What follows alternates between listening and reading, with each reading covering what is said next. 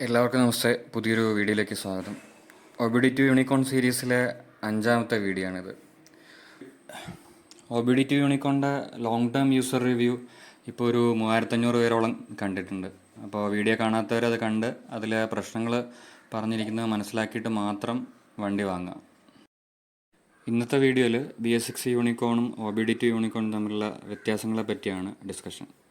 ഈ രണ്ട് മോഡലിൻ്റെ സ്പെസിഫിക്കേഷൻ നോക്കിക്കഴിഞ്ഞാൽ BS6 യൂണിക്കോണിൽ നിന്നും ഒബിഡി2 യൂണിക്കോണിലേക്ക് വന്നപ്പോൾ ഒരു പെർഫോമൻസ് ഇമ്പ്രൂവ്മെൻ്റ് ഉണ്ടായി എന്ന് നമുക്ക് തോന്നും. പക്ഷേ ഇതിൻ്റെ സത്യാവസ്ഥ എന്ന് പറയുന്നത് മറ്റൊന്നാണ്. ഇപ്പോൾ BS6 നിന്ന് ഒബിഡിറ്റിലേക്ക് വരുമ്പോൾ ഒരു 0.54 bhpയും 0.58 Nm ടോർക്ക് കൂടിയതായിട്ട് നമുക്കതിൽ കാണാം. BS6 യൂണിക്കോണിൻ്റെ ത്രോട്ടിൽ റെസ്പോൺസ് നല്ല ക്രിസ്പാണ്, ഇനിഷ്യൽ പിക്കപ്പ് നല്ല കൂടുതലാണ്, ക്ലച്ച് ഭയങ്കര ലൈറ്റാണ്, എൻജിൻ ഭയങ്കര ഫ്രീ റവിങ് ആണ്, ഒരു പിടുത്തവും നമുക്ക് ഫീൽ ചെയ്യില്ല, നല്ല സ്മൂത്താണ്, റിഫൈൻഡാണ്.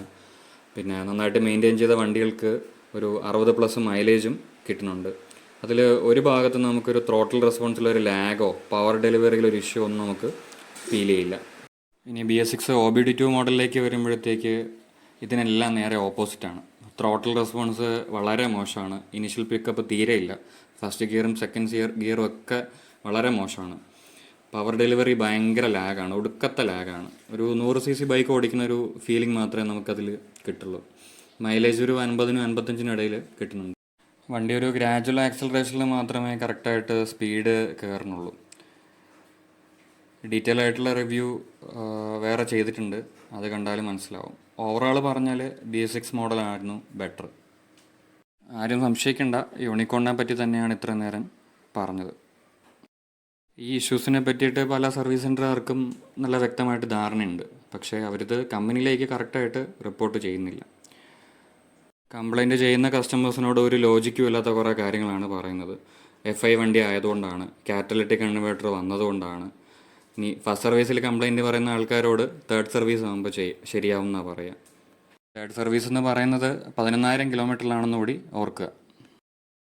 ഒരു വണ്ടി എടുത്തിട്ട് നമ്മൾ ഈ ജീവിതകാലം മൊത്തം ഒന്നും വെയിറ്റ് ചെയ്തിരിക്കേണ്ട ആവശ്യമില്ല, അതിലൊരു പെർഫോമൻസ് കറക്റ്റായിട്ട് കിട്ടാൻ വേണ്ടിയിട്ട്. ഫസ്റ്റ് സർവീസ് കഴിയുമ്പോൾ തന്നെ നമുക്കതിലൊരു ധാരണ കിട്ടും. ഇനി ഫസ്റ്റ് സർവീസിൽ ശരിയാവാത്ത വണ്ടി 16ാമത്തെ സർവീസ് ചെയ്താലും ശരിയാകാൻ പോകുന്നില്ല. ഡീറ്റെയിൽഡ് യൂസർ റിവ്യൂ നമ്മുടെ ചാനലിലുണ്ട്, കാണാത്തവരെ അത് കാണുക. ഇനി നമുക്ക് രണ്ട് വെർഷൻ ബൈക്കുകളും തമ്മിലുള്ള മറ്റ് ഡിഫറൻസസുകളൊന്ന് നോക്കാം എന്തൊക്കെയാണെന്ന്. ഒബിഡി2 മോഡൽ യൂണിക്കോണിൽ അഡീഷണലായിട്ട് വന്നിരിക്കുന്നത് ഒരു ഡിറ്റാച്ചബിൾ CKP സെൻസറാണ്. എൻജിൻ മിസ്ഫയറിങ് മുന്നത്തേക്കാളും ബെറ്ററായിട്ട് ഡിറ്റക്റ്റ് ചെയ്യുമെന്നൊക്കെയാണ് പറയപ്പെടുന്നത്. ഡിസൈനിൽ വരുന്നൊരു വലിയ മാറ്റം എന്ന് പറയുന്നത് സൈലൻസറിൻ്റെ ഷീൽഡാണ്. പഴയതിലൊരു 2 പീസ് ആയിരുന്നു, പുതിയതിലതൊരു സിംഗിൾ യൂണിറ്റായിട്ട് മാറ്റി. സൈഡ് സ്റ്റാൻഡിൻ്റെ കമ്പാരിസണിൽ ഫസ്റ്റ് പിക്ചർ വന്നിട്ട് പഴയ കാർബറേറ്റഡ് മോഡലാണ്, 150cc യൂണിക്കോണാണ്.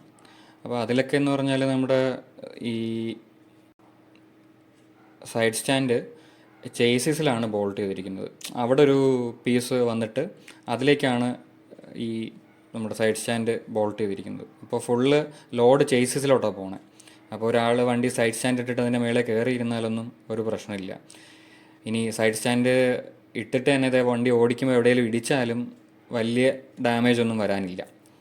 പക്ഷേ ഒബിഡി2 മോഡലും BS6 യൂണിക്കോണിലൊക്കെ വരുമ്പോഴേക്കും ഇവർ കോസ്റ്റ് കട്ടിങ് ആണ് ചെയ്തിരിക്കുന്നത്. കൃത്യമായിട്ട് നമുക്കത് കാണാം. ചേസിസിൽ ബോൾട്ട് ചെയ്യാണ്ട് ഡയറക്റ്റ് നമ്മുടെ ഫുട് റെസ്റ്റിലേക്കാണ് അവർ ഇത് വെൽഡ് ചെയ്ത് വെച്ചിരിക്കുന്നത്.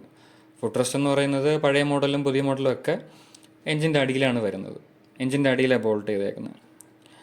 അപ്പോൾ നമ്മളൊരു സൈഡ് സ്റ്റാൻഡൊക്കെ ഇട്ട് റോഡിൽ വെച്ചിട്ട് പോകുമ്പം അറിയാമല്ലോ, പല സ്ഥലങ്ങളിലും ആൾക്കാർ ഇതിൻ്റെ മേലെ കയറിയിരിക്കും.